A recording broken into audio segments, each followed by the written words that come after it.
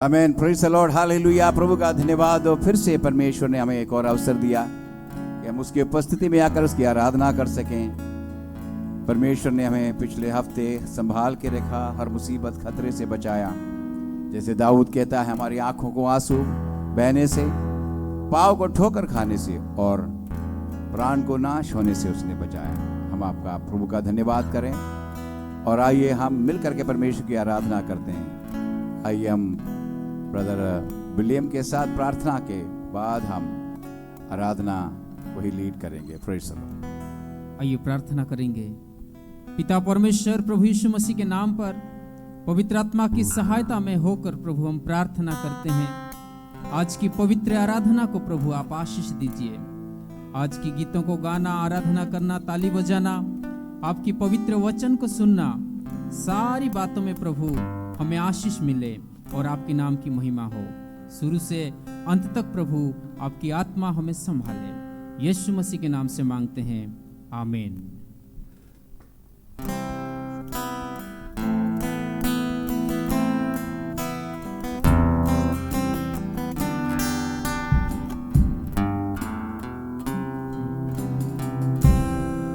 तुमसा कोई नहीं,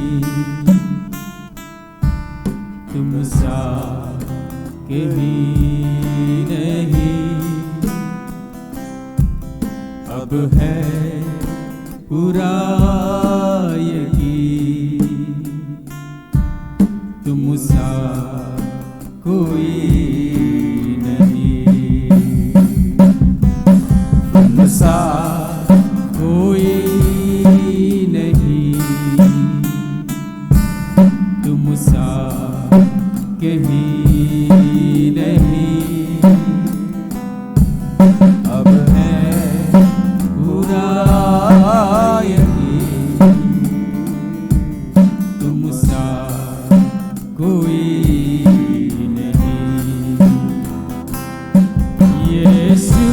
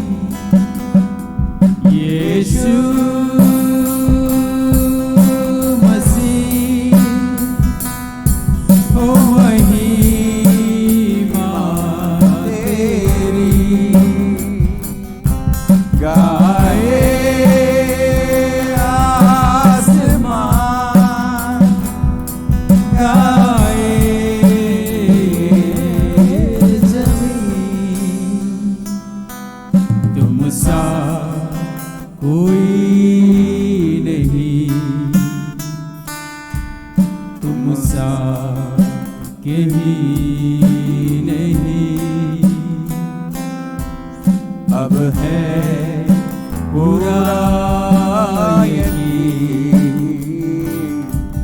तुमसा कोई नहीं।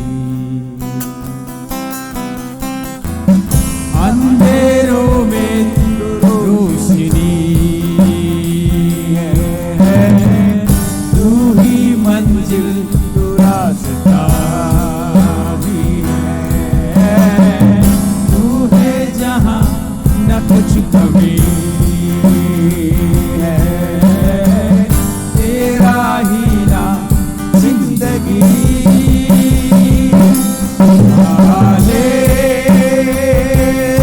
हालेलुया, सब मिलके गाएंगे।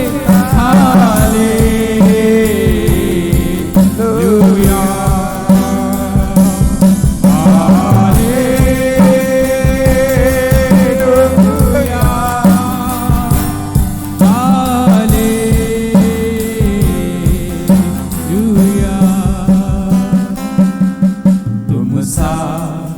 कोई नहीं, तुमसा कहीं नहीं, अब है पूरा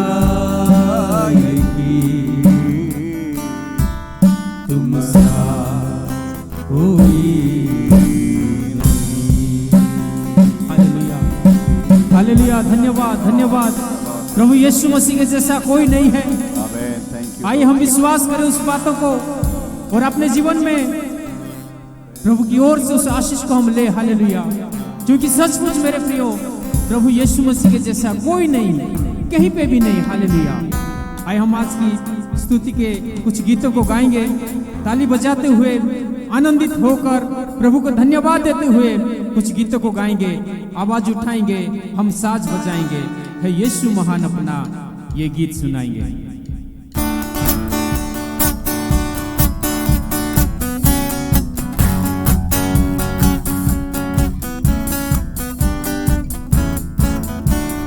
आवाज उठाएंगे, हम साज बजाएंगे, है यीशु महान अपना गीत सुनाएंगे। फिर से गाएंगे, आवाज उठाएंगे, हम साज बजाएंगे, है यीशु महान अपना गीत सुनाएंगे।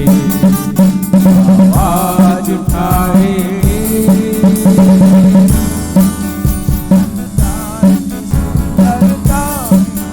है रूप जो तेरा ही इन चांद सितारों में, है अक्स जो तेरा ही संसार की सुंदरता में, है रूप जो तेरा ही इन चांद सितारों में, है अक्स जो तेरा ही।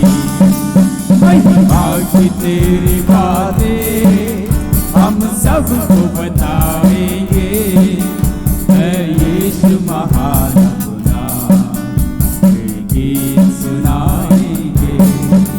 आवाज उठाएंगे, हम साज बजाएंगे, है यीशु महान अपना गीत सुनाएंगे।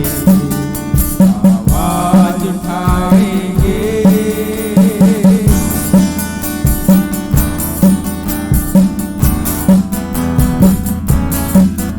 दिल तेरा खजाना है एक पाक मोहब्बत का, छापा न सका कोई, सागर है तू उल्फत का।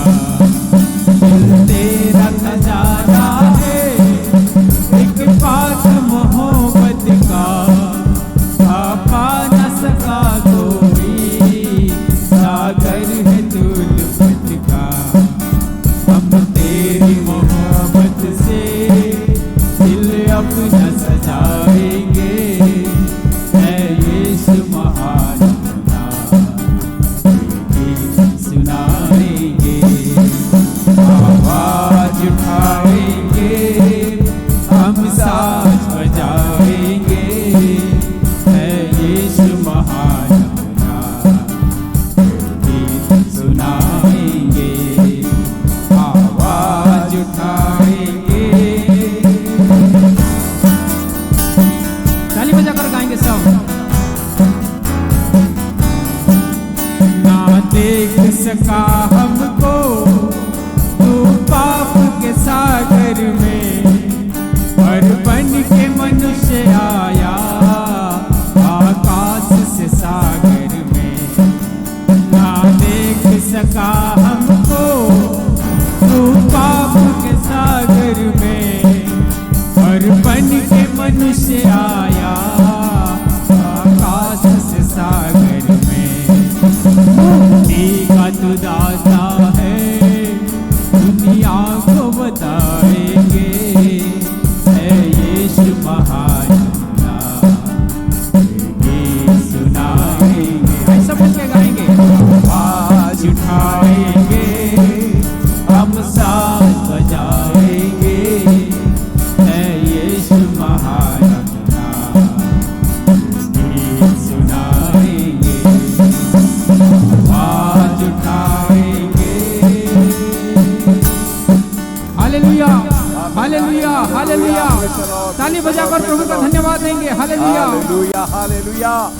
धन्यवाद प्रभु जी।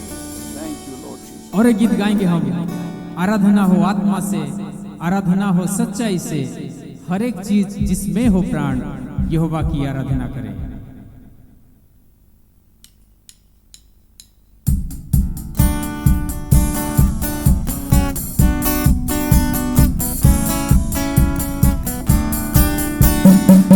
आराधना हो आत्मा से, आराधना हो सच्चाई से, हर एक चीज जिसमें हो प्राण यहोवा की आराधना करें।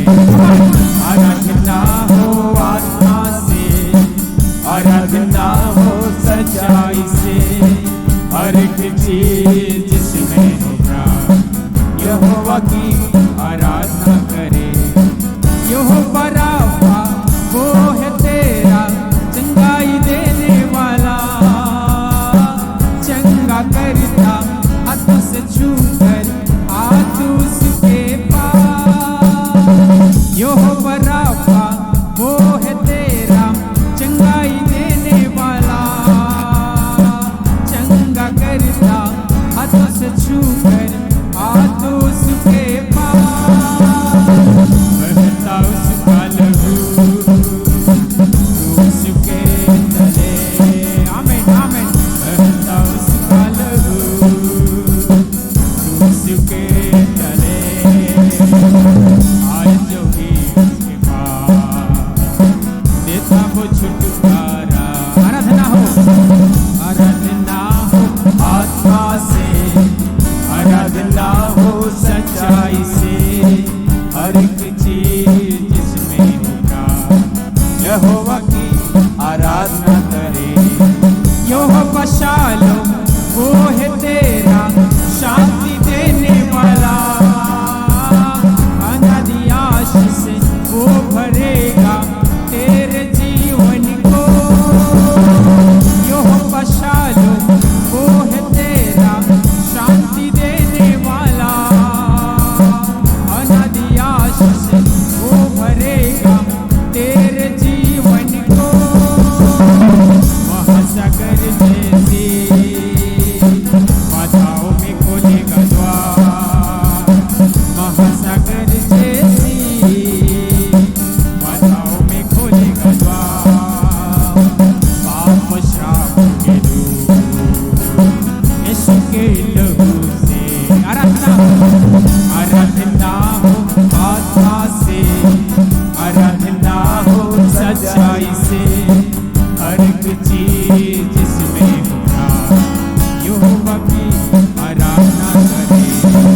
यहोवा नीसी वो है तेरा विजय देने वाला, शत्रु तेरे घेरे तुझको तू न घबराना। यहोवा नीसी वो है तेरा विजय देने वाला, शत्रु तेरे घेरे तुझको तू न घबराना। तेरे सामने प्रभु ने दे दी विजय। विश्वास के साथ गाएंगे। तेरे सामने प्रभु ने दे दी विजय।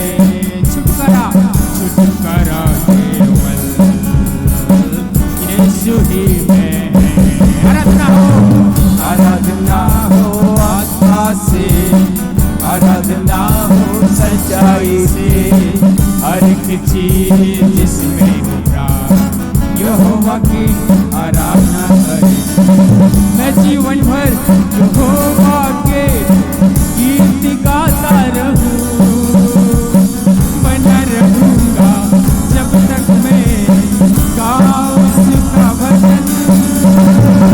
मैं जीवन भर यहोवा के गीत गाता रहूं, बना रहूंगा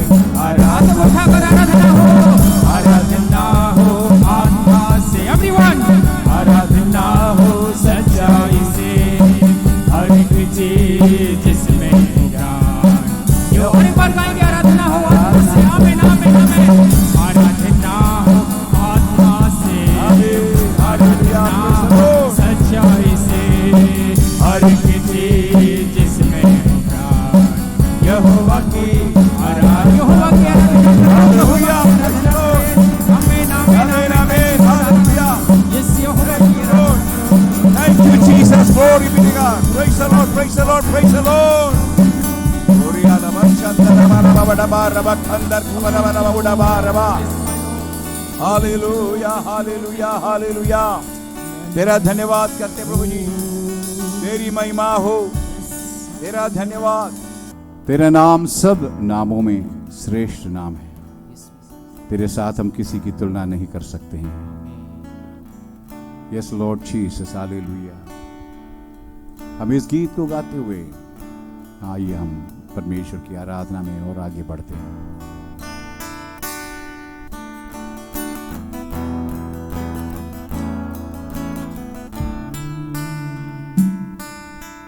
चाहे तुमको दिल से गाए ये गीत मिलके, तेरे नाम यीशु नाम की जय। चाहे तुमको दिल से गाए ये गीत मिलके, तेरे नाम यीशु नाम की जय।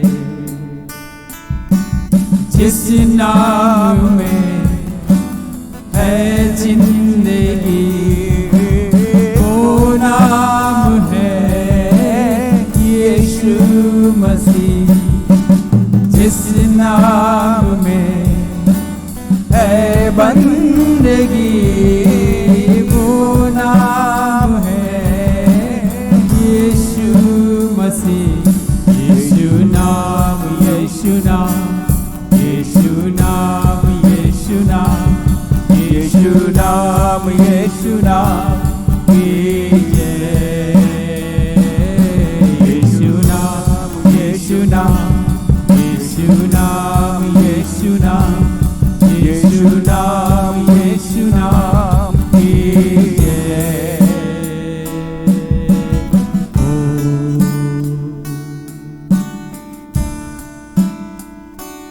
यीशु नाम में मिलती है क्षमा, यीशु नाम में मिलती है शिफा। यीशु नाम में मिलती है कृपा। यीशु नाम में करना दुआ। यीशु नाम, सब मिलके गाएंगे यीशु नाम। प्रार्थना के विषय को याद करके गाइए यीशु नाम, यीशु नाम, यीशु नाम।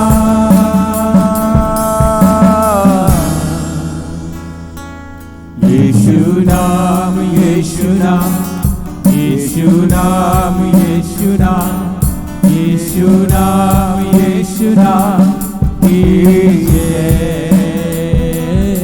यीशु नाम, यीशु नाम, यीशु नाम, यीशु नाम, यीशु नाम, यीशु नाम की जय।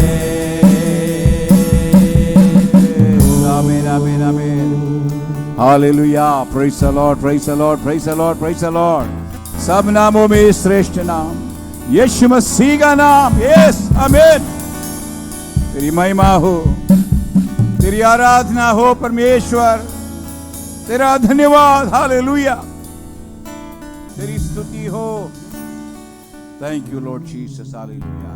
धन्यवाद करते प्रभु जी, हालेलुया। तेरी आराधना के लिए तूने हमें सौभाग्य दिया, हम तेरा धन्यवाद करते प्रभु। आमीन। आगे के समय को भी आपके हाथ में सौंपते प्रभु जी, यीशु मसीह के नाम में, आमीन। इस समय हम परमेश्वर के लिए भेंट चढ़ाने का वक्त है। जो कुछ भी आशीष परमेश्वर ने आपको दी है, और उसमें से या दसवांश के रूप में, भेंट के रूप में परमेश्वर के प्रति हम चढ़ाएं।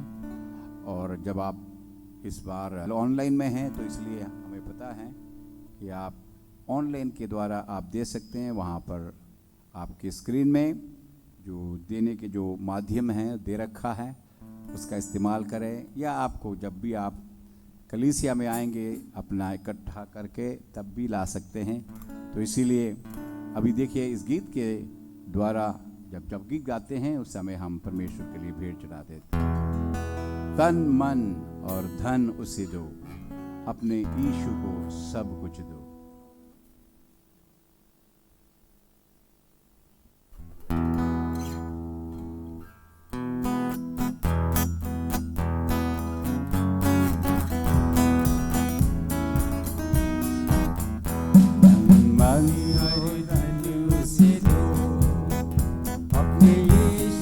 सब कुछ दो, क्योंकि उसी के द्वारा उद्धार पाना है, जितनी आत्मा का दान उसे दो।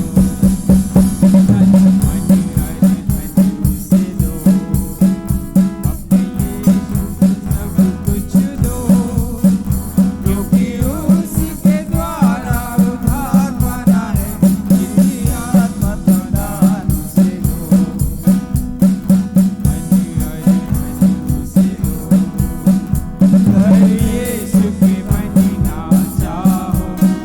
कुछ करके दिखाना होगा, कर यीशु की बनना चाहो, कुछ करके दिखाना होगा। खुद बचना काफी नहीं है, औरों को बचाना होगा। खुद बचना काफी नहीं है, औरों को बचाना होगा। पहली जगह उसे दो, अपने यीशु को सब कुछ दो, क्योंकि उसी के द्वारा उद्धार पाना है, जितनी आत्मा का दान उसे दो। मन और धन उसे दो,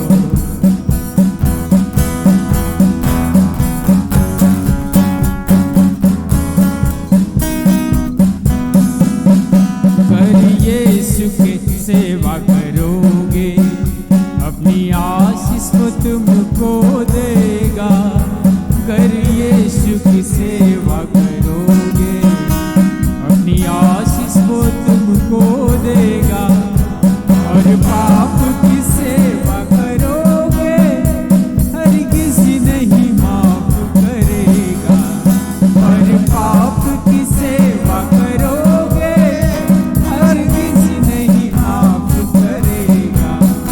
उसके लहू में दिल धो लो, अपने यीशु को सब कुछ दो, क्योंकि उसी के द्वारा उद्धार पाना है, जितनी आत्मा का दान उसे दो। मन और धन उसे दो,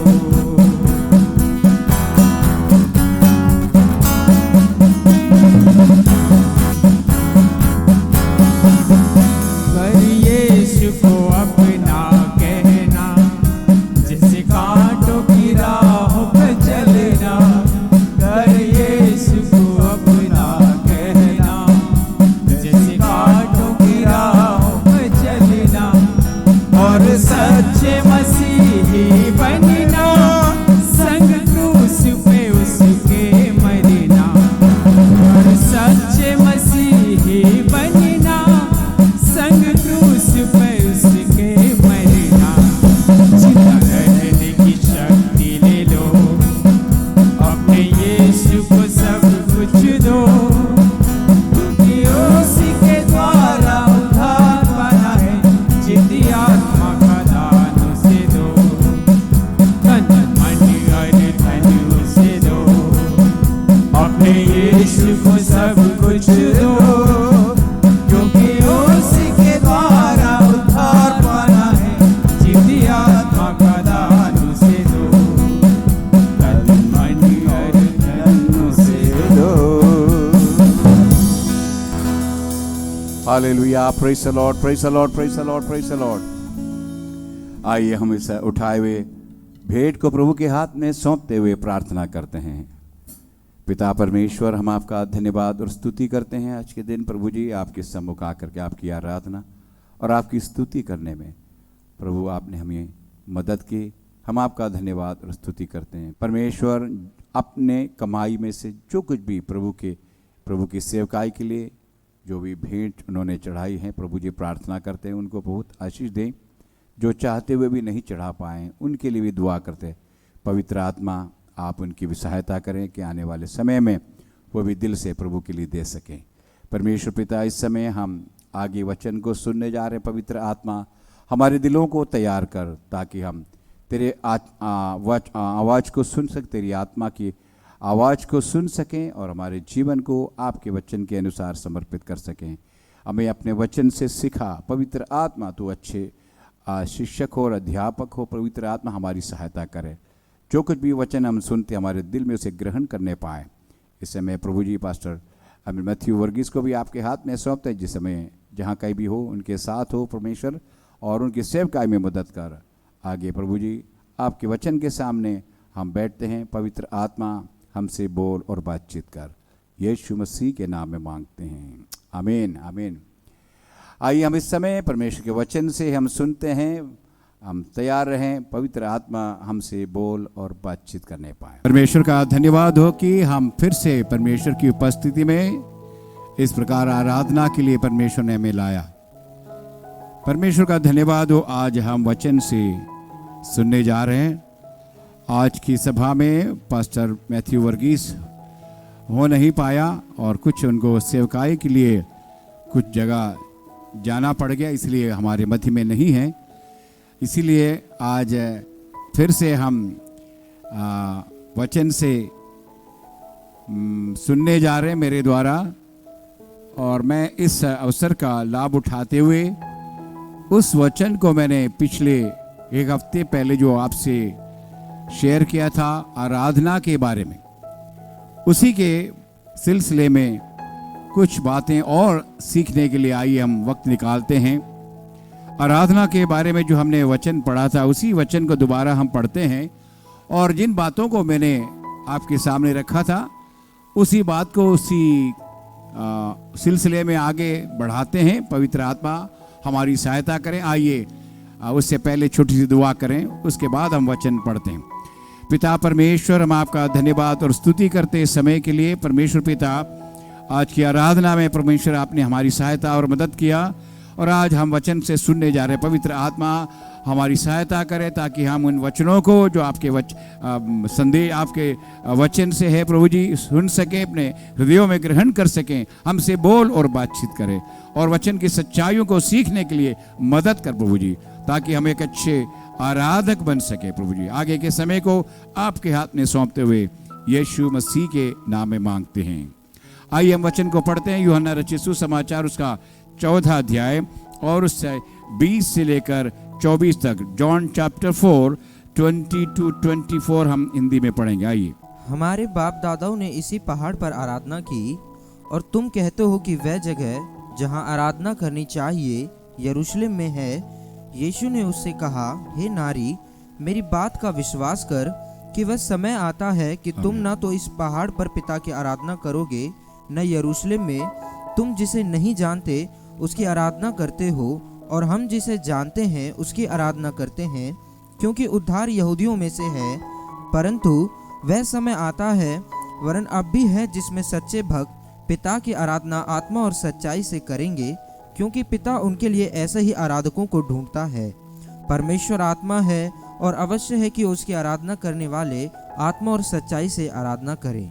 धन्यवाद। परमेश्वर आत्मा है, अवश्य है कि उसकी आराधना करने वाले आत्मा और सच्चाई से उसकी आराधना करें। पिछले बार अगर याद है तो मैंने आपको आराधना, सच्ची आराधना के बारे में हमने आपको वचन से इसी आयत से एक संदेश सुनाया था कि आराधना हमें कैसी करनी चाहिए। हमारे चारों तरफ आराधनाओं की कोई कमी नहीं है। अलग अलग प्रकार की आराधनाओं का एक झुंड और ढेर हमारे चारों तरफ देख रहे हैं। इसलिए बाइबल के आधारित सच्ची आराधना कैसी होनी चाहिए, इस आयत जो यहाँ पर हमने पढ़ा उसके आधार पर हमने पिछली बार देखा था कि सच्ची आराधना का मतलब यीशु मसीह की जो वार्तालाप, संवाद, एक शामरी स्त्री जो कि समाज में एक घिरी हुई औरत, उसके साथ बातचीत होते होते और वो आराधना के विषय में आ गया, और उस स्त्री के नजरिया में आराधना वे लोग पहाड़ के ऊपर करते थे। और यीशु मसीह को देखकर उस स्त्री ने समझा कि ये एक यहूदी हैं और यहूदी के बारे में उसको पता था, इसलिए यीशु मसीह से वो स्त्री कहने लगी कि आप लोग तो अपने यरूशलेम नाम शहर में वहाँ पर उसके मंदिर में आराधना करते हैं, हम लोग हमारे तरीके से इस पहाड़ में आराधना करते हैं। तो लोगों के अंदर अलग अलग नज़रिया आराधना के बारे में हमने पिछले बार बताया था कि अलग अलग प्रकार के लोग अलग अलग विचारधारा रखते हैं कि कैसे कैसे आराधना करनी चाहिए। तो इसलिए आज हम आगे थोड़ा सा जो आपको बताया था सच्ची आराधना कैसे करना चाहिए, और एक प्रकार सच्ची आराधना परमेश्वर के स्वभाव के आधार पर करना चाहिए। क्योंकि इस आयतों को जो हमने यहाँ पर आपके सामने पढ़ा था, जहाँ पर यीशु मसीह सच्चे परमेश्वर के स्वभाव के बारे में बड़े अच्छे तरीके से अच्छे शब्दों में उस स्त्री को सुना रहा, और जो कि हमारे लिए एक प्रकाश है कि परमेश्वर कौन है और कैसा है। हमारे जैसे शारीरिक रूप लेकर के एक इंसान के रूप में परमेश्वर नहीं है, लेकिन यीशु मसीह ने कहा परमेश्वर आत्मा है। तो इसलिए सच्ची आराधना परमेश्वर के स्वभाव के आधार पर होनी चाहिए या स्वभाव के साथ मेल खानी चाहिए। और इसीलिए इसके बारे में मैंने आपको काफ़ी बातें समझाया था कि, और आगे दूसरी बात सच्ची आराधना के बारे में हमने देखा, सच्ची आराधना आत्मा में केंद्रित होना चाहिए, पवित्र आत्मा में केंद्रित होनी चाहिए। क्योंकि परमेश्वर आत्मा है, उसने अपनी पवित्र आत्मा को भी हमें दे रखा है, और इसलिए आत्मा जैसे हमें अगुवाई देता है उसी प्रकार उस परमेश्वर की हमें आराधना करनी चाहिए। मतलब हमारे बुद्धि के हिसाब से नहीं, हमारे समझ के हिसाब से नहीं, लेकिन वो जो पवित्र आत्मा जो हमारी अगुवाई करेगा कि वो परमेश्वर जो कि आत्मा है, उस परमेश्वर की आराधना हमें कैसे करनी चाहिए। तीसरी बात मैंने जो आपको बताया था उसको थोड़ा सा इसलिए बता रहा कि आपको मैंने पिछले बार क्या बताया था और उसके सिलसिले में जो आगे मैं क्या बोलूँगा, और इसलिए जो थोड़ा सा आपका ध्यान पिछले संदेश जो मैंने आपके साथ शेयर किया था उसके साथ आपका ध्यान जोड़ने के लिए मैं इन सब बातों को बता रहा। तीसरी बात सच्ची आराधना के बारे में यहाँ पर यीशु मसीह के कहने के अनुसार और प्रस्ताव के अनुसार जो स्त्री के साथ उसने किया था, और उसके अनुसार सच्ची आराधना परमेश्वर की वास्तविकता पर आधारित होनी चाहिए।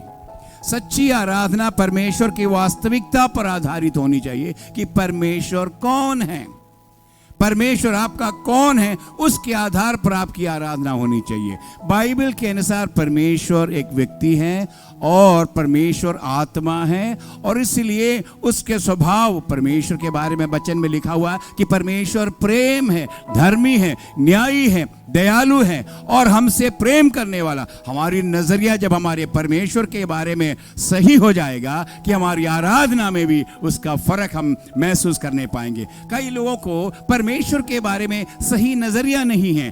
कई बार यहाँ तक कि मसीह लोगों में भी, बाइबल पढ़ने वालों में भी, बाइबल के ऊपर विश्वास करने वालों में भी अलग अलग नजरिया है कि उस बाइबल का परमेश्वर किस प्रकार का परमेश्वर है। कई बार लोग सोचते हैं कि उस परमेश्वर हमें सजा देने के लिए बैठा हुआ है, हमारी गलतियों को पकड़ने के लिए बैठा हुआ है। नहीं, हमारी गलतियों के बारे में ठीक ठीक उसे पता होने पर भी हमसे वो प्रेम करने वाला परमेश्वर है। यूहन्ना 3:16 बहुत ही ज्यादा मशहूर एक वचन है जो कि सबको विश्वासियों को पता है। परमेश्वर ने जगत से ऐसा प्रेम रखा कि उसने अपना इकलौता पुत्र हमें दे दिया ताकि जो कोई उस पर विश्वास करे वह नाश ना हो परंतु अनंत जीवन पाए। क्योंकि परमेश्वर की इच्छा है कि हम लोग सब अनंत जीवन पाएं, क्योंकि हम लोग तो उसके लायक तो थे ही नहीं, और इसीलिए परमेश्वर ने हमें लायक बनाया। कैसे? हमसे प्रेम करके। तो उस प्रेम के रिश्ते में जब हम परमेश्वर के साथ जुड़ जाते हैं, आराधना एक प्रेम की भावना है, प्रेम की भावना है। प्रेम से आराधना उत्पन्न होती है।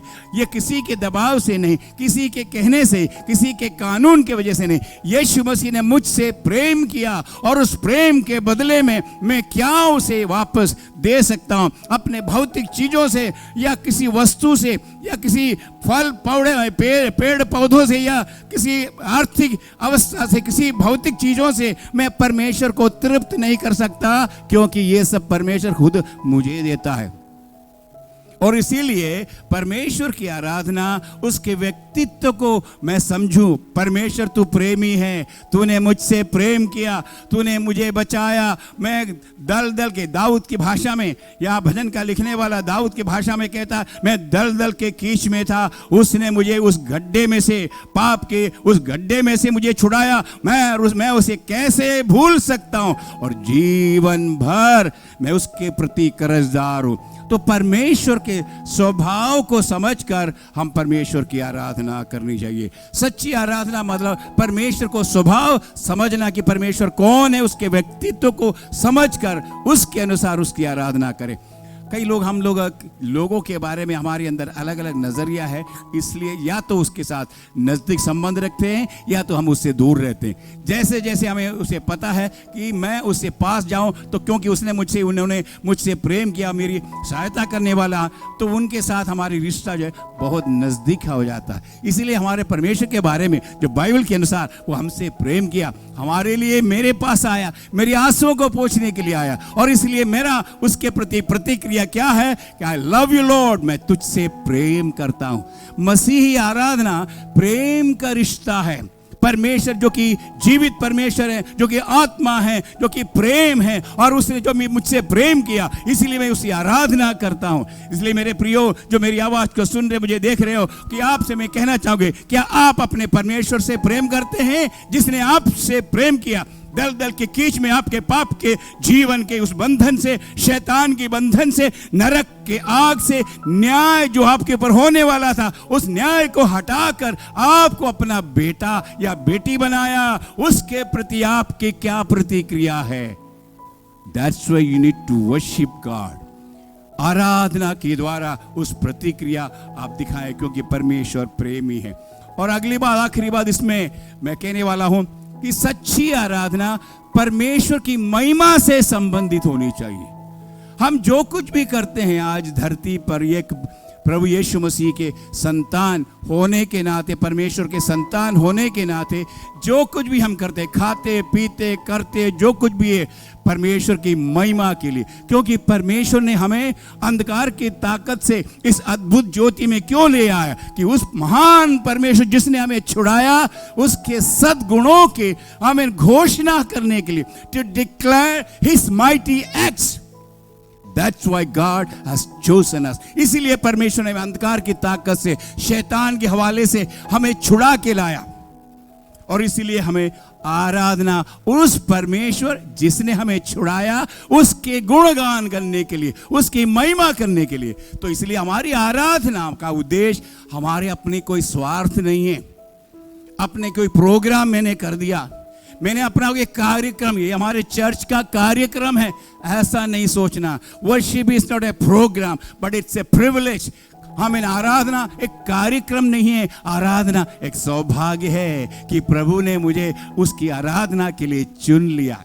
मेरे मित्रों, शायद लोग आपको नहीं समझते, संसार के लोग आपको आपके उस नजरिया से जो समझते या सोचते, समाज की नजरिया के अनुसार आपको देखते होंगे, लेकिन एक सच्चा परमेश्वर है जो आपसे प्रेम करता। भले आप गरीब है, आपके पास कोई धन दौलत नहीं है, और आपका दिल आपने खोल दिया उस परमेश्वर के लिए, क्योंकि वो परमेश्वर प्रेम करता है। तो सच्ची आराधना और आपको परमेश्वर की महिमा के लिए होनी चाहिए आपकी आराधना। तो इसलिए हम जो करते हैं, हमारी ये देखिए, यहाँ पर हम वापस आते हैं उस स्त्री और यीशु मसीह के बीच में जो बातचीत हुई। शामरी स्त्री से यीशु ने कहा, पिता परमेश्वर उसकी अपनी आराधना करने वालों को सक्रिय रूप से खोज कर रहे हैं। Praise the Lord. खोज का मतलब होता है, वर्तमान काल में बताया गया है कि अंग्रेजी शब्द में कहते हैं वो क्रेविंग। हमारे अंदर शब्द से इसका मतलब है कि तरसना, चाहना।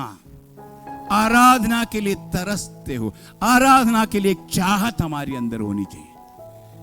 हम लोग क्या करते हैं, आराधना एक प्रोग्राम बना लेते हैं, इसीलिए हमारे अंदर वो उत्साह नहीं होता आराधना के लिए, क्योंकि आपका जो प्रेम यीशु मसीह के प्रति ठंडा हो गया होगा, इसीलिए आपके अंदर वो चाहत नहीं है।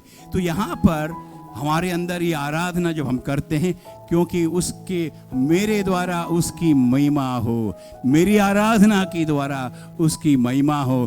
कलीसिया में जब हम मिलते हैं, आराधना करते हैं, उसमें यीशु मसीह की महिमा हो, ना कोई व्यक्ति की, ना कोई शक्ति की, किसी और की या संस्था की, लेकिन हमारी आराधना अगर यीशु के लिए है, इस धरती पर उसकी महिमा करने के लिए, तो सच्ची आराधना परमेश्वर की महिमा से संबंधित होना चाहिए। हर एक परमेश्वर के संतान का परम लक्ष्य, इच्छा और अंतिम उद्देश्य भी यही होना चाहिए कि वो परमेश्वर की आराधना करें।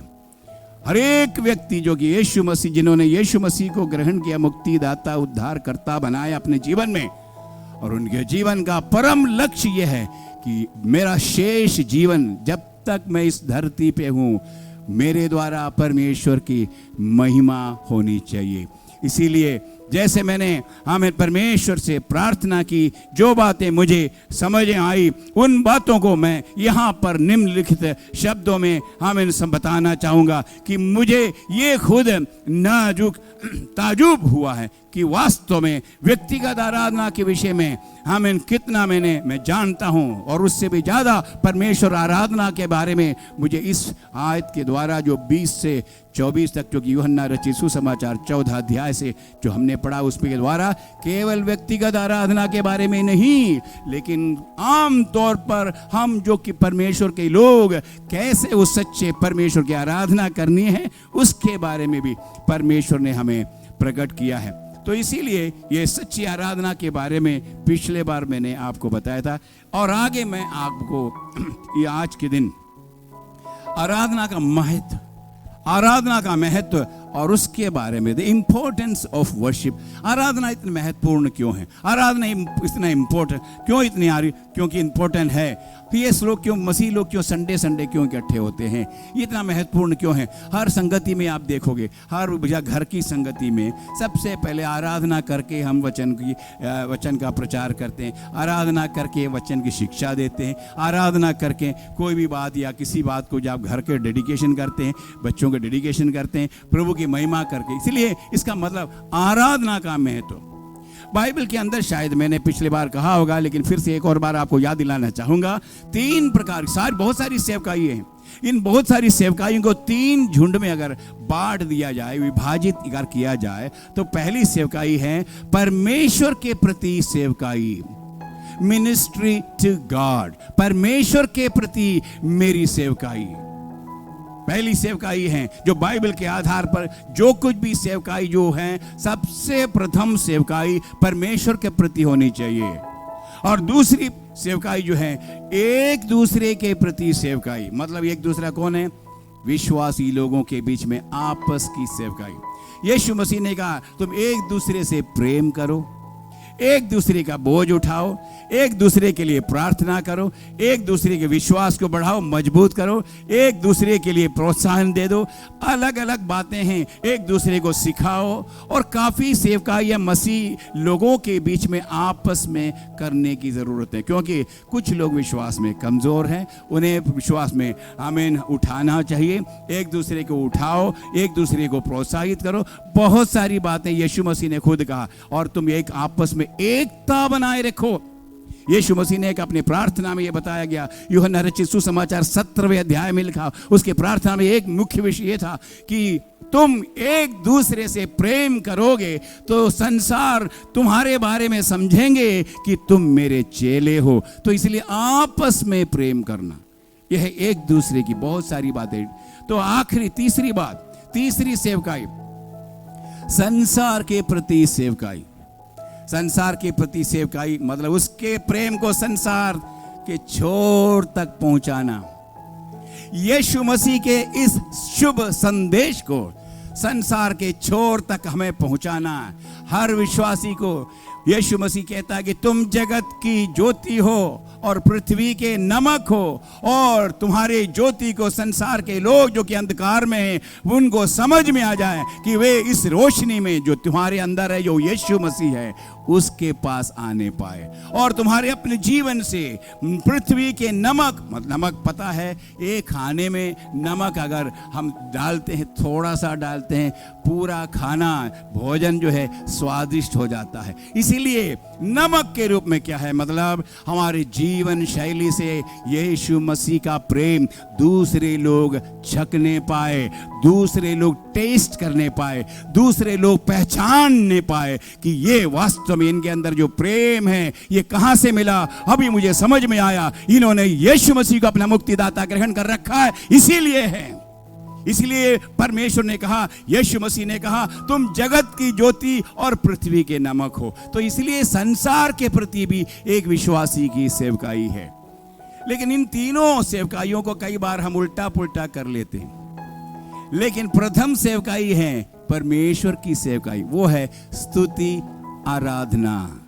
हर विश्वासी परमेश्वर के प्रति सेवकाई करने के लिए यह है कि परमेश्वर को सबसे पहले अपने जीवन में प्रसन्न करने की कोशिश करें। You need to spend time in the presence of the Lord, to please him, to worship him, to serve him, to minister to him. परमेश्वर के सामने जिसने आपको छुड़ाया, जो आपका मालिक है, जो आपका उद्धार करता है, आपका सृष्टि करता है, आप इस सृष्टि के रूप में, आप उसके बेटे के रूप में, बेटी के रूप में, आपका सबसे प्रथम कर्तव्य है कि मेरे मालिक को मैं सृष्टि या प्रसन्न करूं। यीशु मसीह ने, अब मैं आगे इसके बारे में बताऊंगा। इसलिए आज हम लोग स्तुति आराधना क्यों महत्वपूर्ण है उसके बारे में कुछ बातें आपके सामने रखना चाहूंगा और बहुत जल्दी गाऊंगा। क्यों इतना महत्वपूर्ण आराधना के बारे में पादरी साहब आप चिल्ला चिल्ला के बोल रहे, इतना क्यों महत्वपूर्ण है वो मैं आपको बताना चाहता हूं। सबसे पहली बात, पिछले बार भी मैंने थोड़ा सा जिक्र किया था इसके बारे में। सबसे पहली बात, आराधना, वाई वर्शिप इज इंपॉर्टेंट। आराधना महत्वपूर्ण क्यों है? सबसे पहली बात, इसी आयत में हम देखते हैं, यूहन्ना रचित सुसमाचार 4 के अध्याय 4 से 20 से आयत से, वहां पर यीशु मसीह ने खुद इस स्त्री से कहा, पिता परमेश्वर आराधकों को ढूंढ रहा है। हालेलुया। वहां पे लिखा हुआ है, क्योंकि पिता ऐसे लोगों के खोज में। 23वीं आयत एक बार और पढ़िए बेटा, 23 एक बार और पढ़ते हैं। हाँ, वहां पे लिखा हुआ है, परंतु वह समय आता है, वरन अब भी है, हाँ अभी भी है, जिसमें सच्चे भक्त पिता की आराधना हाँ आत्मा और सच्चाई से करेंगे। हाँ, क्योंकि पिता अपने लिए ऐसे ही आराधकों को ढूंढता है। हाँ, क्योंकि पिता सच्चे भक्त सच्चाई और आत्मा में परमेश्वर की आराधना क्यों करने? क्योंकि पिता ऐसे लोगों को ढूंढ रहे हैं कि उसकी आराधना सच्चाई और आत्मा में करे। देख, मैं कह रहा हूं, आप गलत मत समझना, मैं खुद एक सेवक हूं। प्रभु के अनुग्रह से काफी साल से सेवकाई में हूं, पास्टर हूं, और मेरे समान बहुत सारे लाखों लोग हैं संसार में, पासबानी सेवकाई करते हैं, भविष्य दिखता है, अलग अलग सेवकाई है। इफिसियों के पत्री 4 के 11 में हमें पता है प्रेरित की सेवकाई है, और सुसमाचार प्रचारक हैं, भविष्य दिखता हैं, और शिक्षक हैं, और रखवाले हैं। तो 5 प्रकार की सेवकाई। ये सब कुछ हमें प्रभु यीशु मसीह के लिए करने की जरूरत है। लेकिन इन सब के बारे में वहां पर इस बात में, जब यीशु मसीह ने आराधना के बारे में जो पिता परमेश्वर ढूंढ रहा है, इन सब का लिस्ट में नहीं है।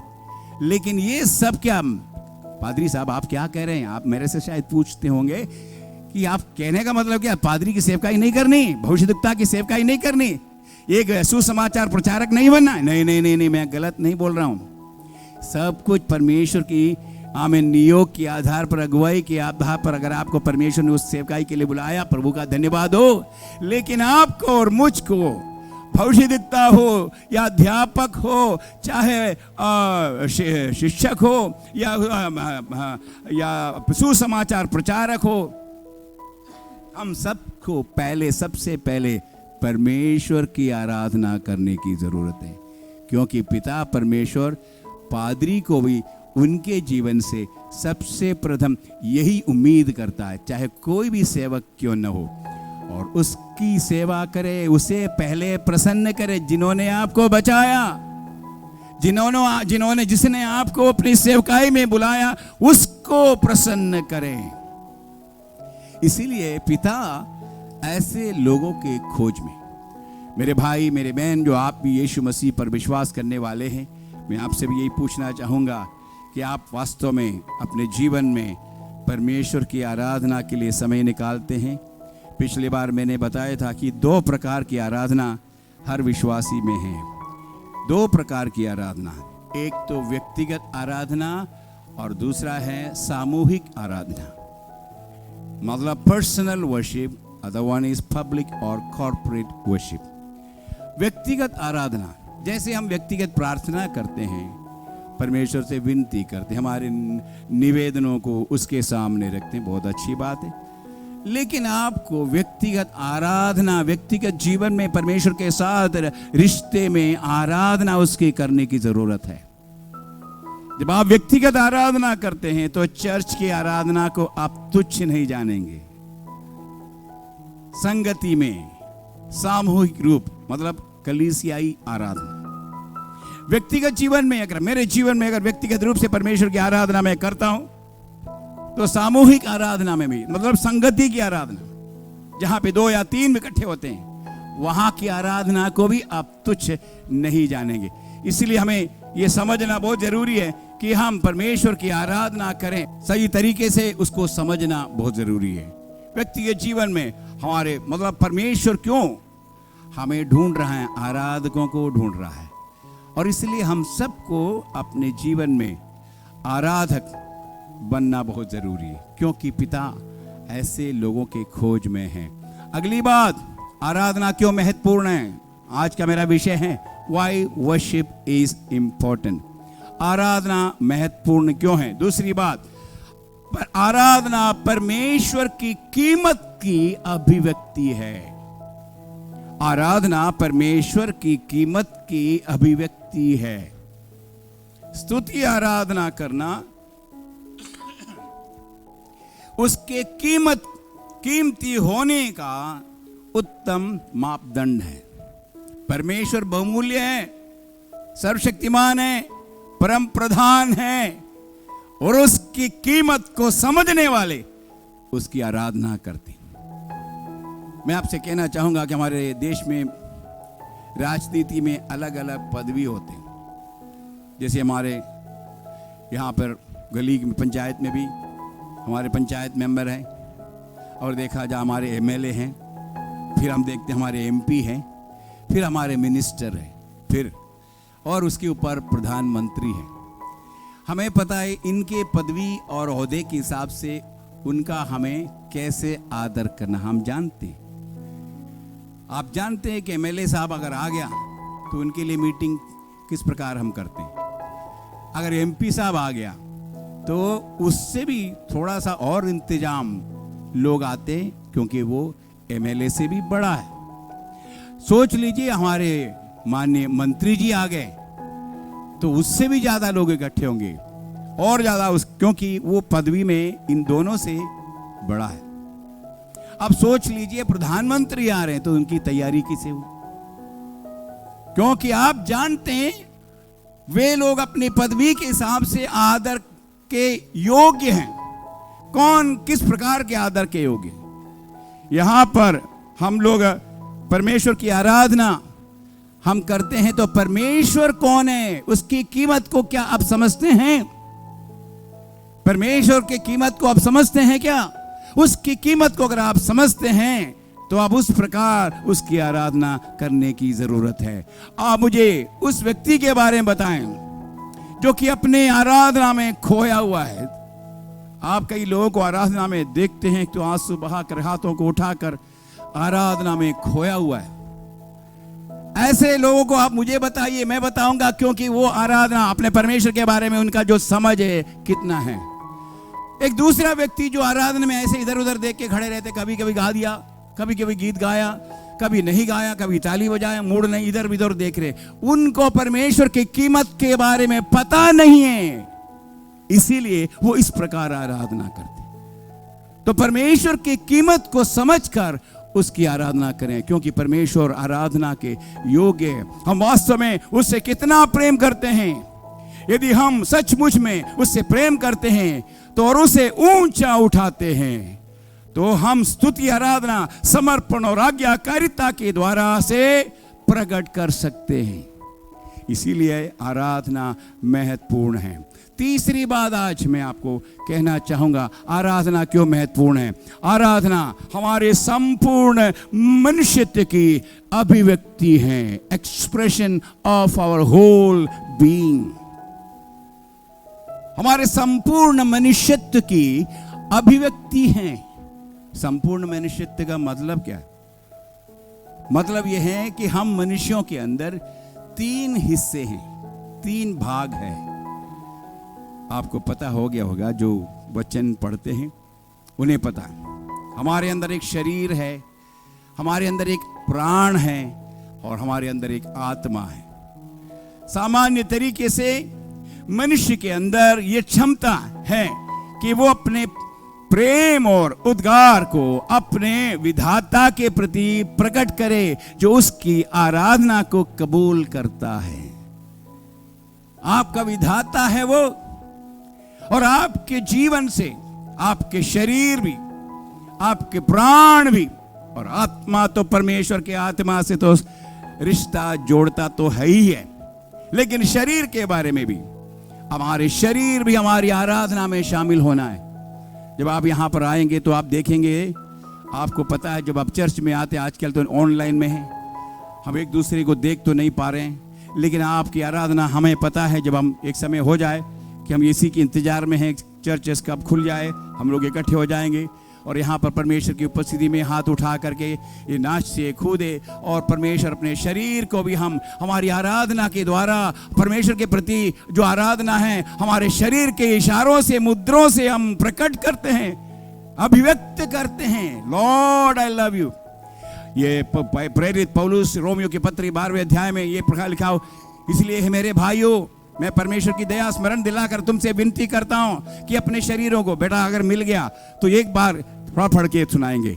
हाँ, ये है भाइयों, हाँ, मैं तुमसे परमेश्वर की दया स्मरण दिलाकर विनती करता हूँ हाँ, कि अपने शरीरों को जीवित हाँ, और पवित्र और परमेश्वर को भावता हुआ बलिदान करके चढ़ाओ। हाँ। यही तुम्हारी आत्मिक सेवा है। यही तुम्हारी आत्मिक सेवा है। दूसरी परिभाषा में ऐसा लिखा, यही तुम्हारी आत्मिक आराधना है। हमारे शरीरों को, क्योंकि 1 कुरिन्थियों 3:16 में लिखा, क्या तुम नहीं जानते कि तुम परमेश्वर के मंदिर हो और तुम्हारे अंदर पवित्र आत्मा वास करता है। कि हमारे शरीरों को परमेश्वर ने अपना मंदिर बनाया और इसीलिए, और हम जानते हैं, और इसीलिए परमेश्वर चाहता कि हमारे शरीर से भी हम परमेश्वर की आराधना करें। हम शरीर से भी परमेश्वर की आराधना करें। परमेश्वर चाहता है कि हम उसकी आराधना करें हमारे शरीर से भी। तो प्राण क्या है? प्राण जो है वो हिस्सा है हमारे व्यक्तित्व के, जहां पर हम फैसला करते हैं, जहां पर हम सोचते हैं, जहाँ हमारी जो भावनाएं हैं, जब रोना और हम लोग गुस्सा होना, ये सब प्राण में होता है। वो प्राण हिस्सा है। और वहां पर भी हमारे मन को भी परमेश्वर के प्रति पूर्ण रूप से लगाकर हमें आराधना करने की जरूरत है। प्राण से भी आराधना करें। जहां पर हमें फैसला करना होता है, जहां पर हम सोचते हैं, ये इलाका जो है प्राण है। जहां पर फैसला करते, सोचते हैं, भावनाओं को हम फील करते, महसूस करते हैं। Hallelujah, praise the Lord. तो यहां पे और तीसरा जो हिस्सा है शरीर का, हमारे व्यक्तित्व का, वो है आत्मा। जब परमेश्वर हमारे जीवन को देखता है तो परमेश्वर आत्मा से शुरू करता है। आत्मा, प्राण और शरीर। हम इंसान होने के नाते जब भी हम कहते हैं तो हमारे 3 हिस्से कौन कौन होते हैं? तो हम लोग ये कहते हैं शरीर, प्राण, आत्मा। आत्मा को आखिरी स्थान देते, लेकिन जब परमेश्वर हमारे जीवन को देखता, व्यक्तित्व को देखता है, तो परमेश्वर आत्मा से शुरू होता है, क्योंकि आत्मा एक वो चीज है, वो व्यक्तित्व है, वो हिस्सा है जो हमारे अंदर है, जो आत्मा परमेश्वर के साथ हमें रिश्ता जोड़ता है। हमारे अंदर एक आत्मा है जहां पर परमेश्वर हमसे बातचीत करना जाए और जहां से परमेश्वर के साथ हमारी रिश्ता जुड़ती है। तो इसीलिए एक शरीर, प्राण, आत्मा में परमेश्वर की आराधना करनी चाहिए। मतलब क्या है? तीसरी बात मैंने कहा, हमारे संपूर्ण व्यक्तित्व की अभिव्यक्ति है आराधना। मतलब शरीर, प्राण, आत्मा, ये पूरा हमें आराधना में लगाने की जरूरत है। चौथी बात मैं जल्दी आगे बढ़ना चाहता हूं, क्यों आराधना महत्वपूर्ण है। हम परमेश्वर की सेवा करते हैं आराधना के द्वारा। आराधना के द्वारा हम परमेश्वर की सेवा करते हैं।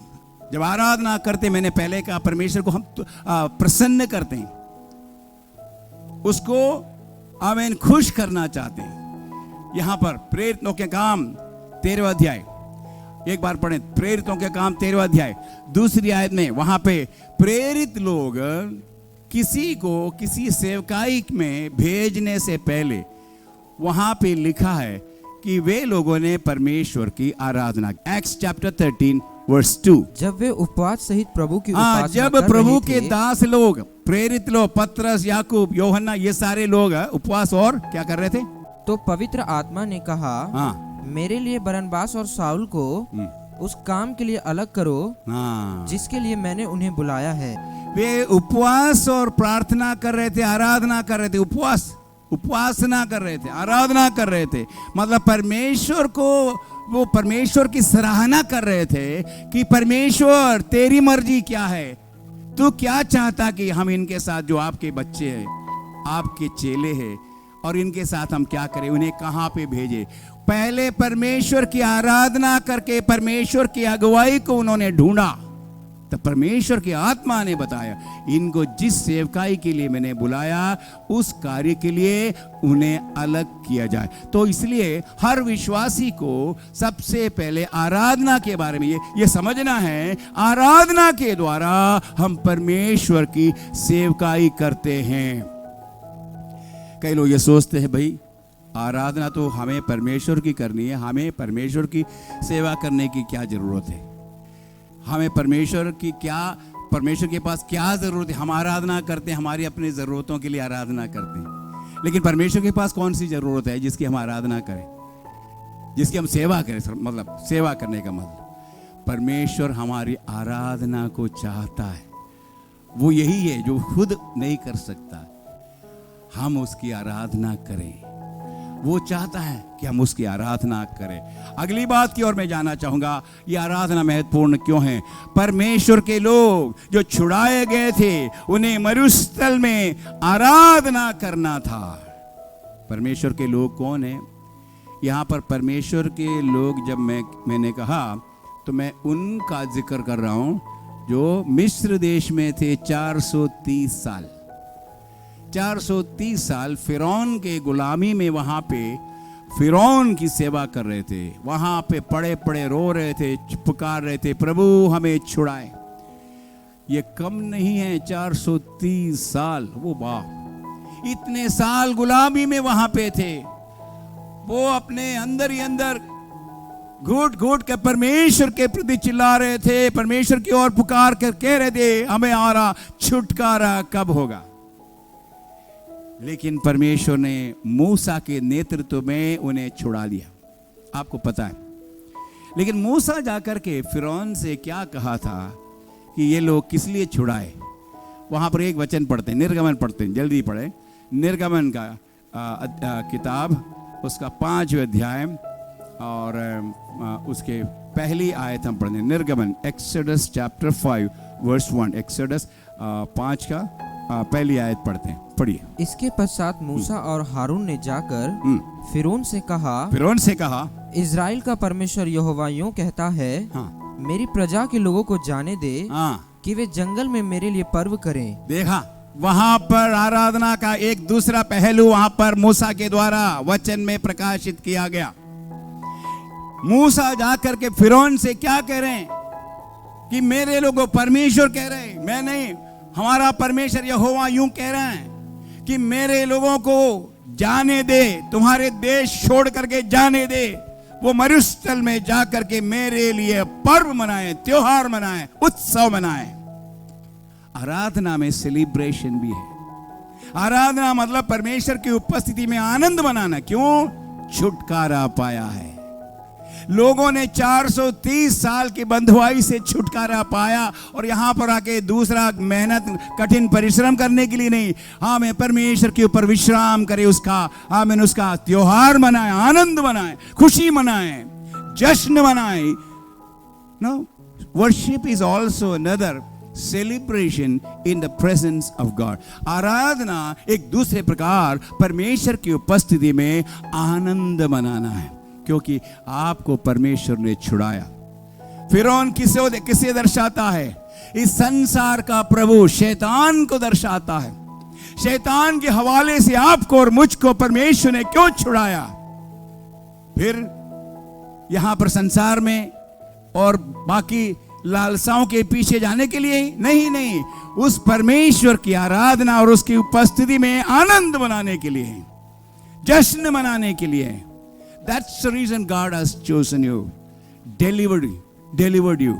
परमेश्वर ने आपको छुड़ाया है। आप बंधुआई में थे, पाप के बंधुआई में, हमें नरक के बंधुआई में और इस संसार के अभिलाषाओं के बंधुआई में थे। आपको परमेश्वर ने उसमें से छुड़ा के लाया और छुटकारे के दाम आप कैसे चुकाएंगे?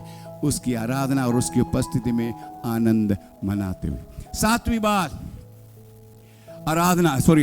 बात मैं आपको कहना चाहूंगा, आराधना क्यों महत्वपूर्ण है। मेरे पास अभी ज़्यादा समय नहीं है, मैं 2-3 मिनट में यहाँ पर इस संदेश को समाप्त करना चाहूँगा। और छठी बात, आराधना क्यों महत्वपूर्ण है। आराधना महत्वपूर्ण इसलिए भी है, बाइबल के अंदर आराधना के बारे में 50 अध्यायों में वर्णन किया गया है।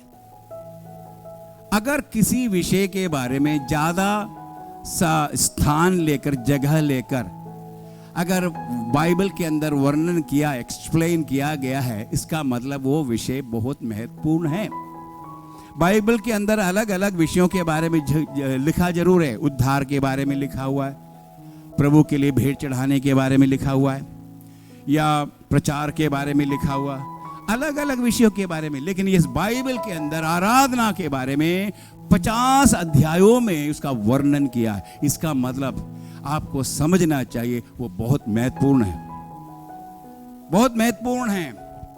और इसलिए हमें परमेश्वर की आराधना की जो कीमत है उसको समझना चाहिए। जब हम विचार करते हैं कि एक विषय के विवरण के लिए कितना स्थान बाइबल में दिया जाता है, उसका महत्व हमें समझ जाना चाहिए। Hallelujah, praise the Lord, praise the Lord, praise the Lord. और मैं 1-2 बात और बिल्कुल जल्दी बताता हूं क्यों आराधना महत्वपूर्ण है। आपको ये पता हो गया, मैं ज़्यादा इसको बोल नहीं पा रहा हूँ। महत्वपूर्ण विषय है इसीलिए 50 अध्याय में बता रखा। अगली बात, आप जानते पुराने नियम में जब वे लोग इस्राएली लोग मरुस्थल में थे, वहाँ पर परमेश्वर ने उनको क्या कहा? उनको ठहराया। अलग अलग जगह में गोत्र के 12 गोत्र के लोग थे, अलग अलग गोत्र को अलग अलग जगह में उनको ठहराया कि फलाना गोत्र गौन या आशेर का गोत्र या दान का गोत्र, और अलग अलग जो गोत्र 12 गोत्र उनके अनुसार उनको ठहराया गया। लेकिन परमेश्वर ने कहा 25 निर्गमन 25 के 8 में बताया, और वे मेरे लिए एक और वे मेरे लिए, मतलब इजरायली लोग मेरे लिए, तुम लोग प्रभु के लोग 12 गोत्र के लोग जो मेरे छुड़ाए हुए लोग हैं, क्या बनाए? पवित्र स्थान बनाए, मेरे लिए पवित्र स्थान बनाए कि मैं उनके बीच निवास करूं। बस थैंक यू। परमेश्वर की इच्छा क्या है? आपके और मेरे बीच में उपस्थित करना चाहता है, रहना चाहता है। लेकिन क्या आप और मैं उसको हमारे बीच में आने देंगे? परमेश्वर आपके और मेरे अंदर इच्छा नहीं थी कि परमेश्वर को हमारे बीच में बुलाएं, क्योंकि हमारा कर्म, हमारा जीवन उस परमेश्वर को प्रसन्न करने वाला जीवन नहीं था। हम परमेश्वर के विरोधी थे, हम परमेश्वर के दुश्मन थे, अपनी मनमर्जी में जीवन बिताने वाले थे, लेकिन परमेश्वर ने खुद ये इच्छा प्रकट की कि मैं तुम्हारे बीच में रहना चाहता हूँ। क्यों? मैं तुमसे प्रेम करता हूँ, तुम्हारी हर अवस्था में तुम्हारे ऊपर तरस खाता हूँ, तुम्हारी सहायता करना चाहता हूँ, तुम्हें एक जयवंत जीवन बिताने के लिए सामर्थ्य देना चाहता हूँ। हर परिस्थिति शैतान के ऊपर विजय पाने के लिए मैं तुम्हारी सहायता और सामर्थ्य देना चाहता हूँ, इसलिए मैं तुम्हारे बीच में रहना चाहता हूँ। मतलब क्या है? परमेश्वर की इच्छा है अपने लोगों के बीच में वो उपस्थित रहे। यीशु मसीह ने भी कहा, जहां कहीं भी 2 लोग या 3 लोग मेरे नाम में एकत्रित होते हैं, मैं उनके बीच में उपस्थित रहता हूं। तो इसीलिए परमेश्वर के लोगों के बीच में परमेश्वर उपस्थित रहना चाहता है, और आराधना भी इसलिए बहुत महत्वपूर्ण। और आखिरी बात, यीशु मसीह की परीक्षाओं में 3 परीक्षाएं। तीसरी परीक्षा, शैतान ने यीशु मसीह की परीक्षा ली। पहली वाली परीक्षा वो है कि पत्थर को रोटी बनाने के लिए शैतान ने उसको उस्काया, लेकिन यीशु मसीह ने मना किया, वचन से ही उसका सामना किया। लिखा है कि मनुष्य केवल रोटी से नहीं, परमेश्वर के मुंह से निकलने वाले हर एक वचन से जीवित रहता। फिर उसको यीशु मसीह को शैतान ने एक मंदिर के ऊपर वहां पे ले गया। वो कहने लगा, तुम तो परमेश्वर के पुत्र, नीचे कूदो और स्वर्गदूत तुम्हें संभाल लेगा। और वहां पर यीशु मसीह ने उससे कहा, तुम परमेश्वर की परीक्षा ना ली जाए। आखिरी बात, वो बहुत मुख्य बात है, हाँ, वहां पे यीशु मसीह ने, वो उस बात को थोड़ा सा पढ़ेंगे, मत्ती 8:10 जरूर पढ़ते हैं और समाप्त करते हैं। उसने कहा, यदि तू गिरकर मुझे प्रणाम करे। कहाँ पे ले गया? उससे पहले से पढ़े, ये पहाड़ के ऊपर ले गया था ना। फिर इब्लीस उसे एक बहुत ऊंचे पहाड़ पर ले गया। इब्लीस शब्द इस्तेमाल किया शैतान के बारे में। पहाड़ के ऊपर ले गया, और सारे जगत के राज्य, चारों तरफ के वैभव को दिखाकर, और उसका वैभव दिखाकर उससे कहा, यदि तू गिरकर मुझे प्रणाम करे जी, तो मैं यह सब कुछ तुझे दे दूंगा। ये देखा, शैतान को पता है आराधना का सामर्थ और बल और शक्ति, इसीलिए यीशु मसीह को भी उसने नहीं छोड़ा। बस इतना कर दे, ये सृष्टि जो है ना, इस धरती के अंदर जो कुछ भी तुझे दिखाई दे रहा है, और आज वो मेरे पास है, बस झुक कर मेरा प्रणाम कर लो, दंडवत कर लो, मैं तुम्हें दे दूं। मेरे मित्रों, समझ लीजिए, शैतान को पता है आराधना की जो महत्वपूर्णता, आराधना कितना महत्व है, वो शैतान को पता है। लेकिन क्या आपको पता है?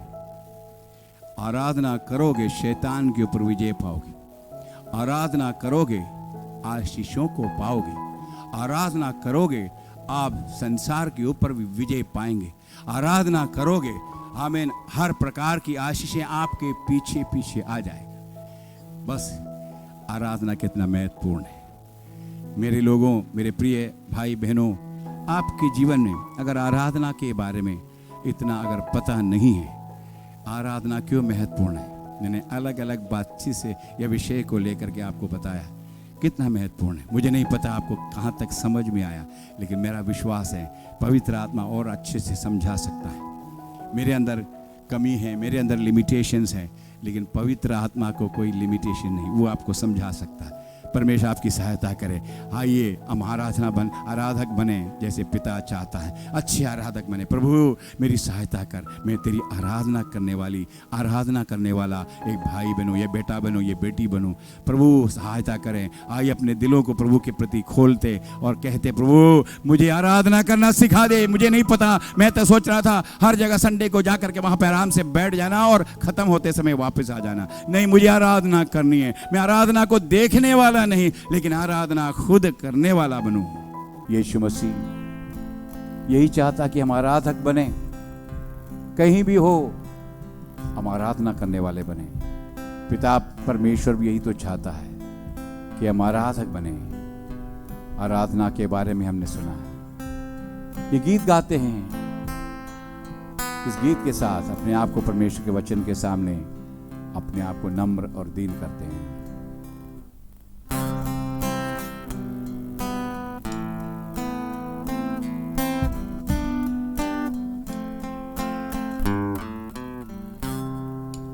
कितना हसीन वादा ये किया खुदावंद ने कितना हसीन वादा ये किया खुदावंद ने, जहाँ 2 या 3 जमा हो मैं हूँ हाजिर उनमें, जहाँ 2 या 3 जमा हो मैं हूँ हाजिर उनमें।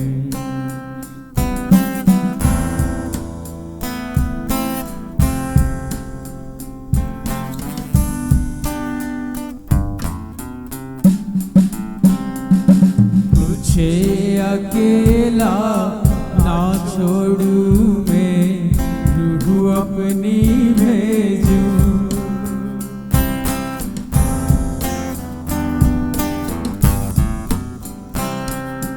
तुझे अकेला ना छोड़ू मैं, रूह अपनी भेजूं,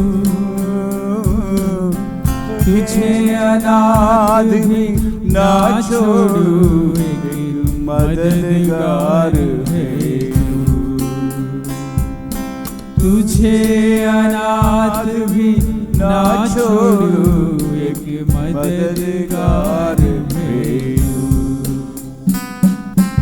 यीशु के सिवाय कब बात कही किसने,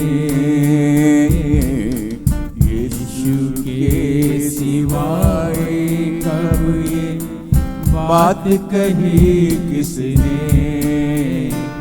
जहाँ 2 या 3 जमा हो मैं हूँ हाजिर उनमें, जहाँ 2 या 3 जमा हो मैं हूँ हाजिर उनमें।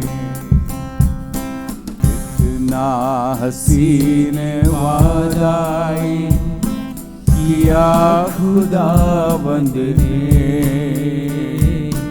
कितना हसीन वादा किया खुदावंद ने, जहाँ 2 या 3 जमा हो मैं हूँ हाजिर उनमें।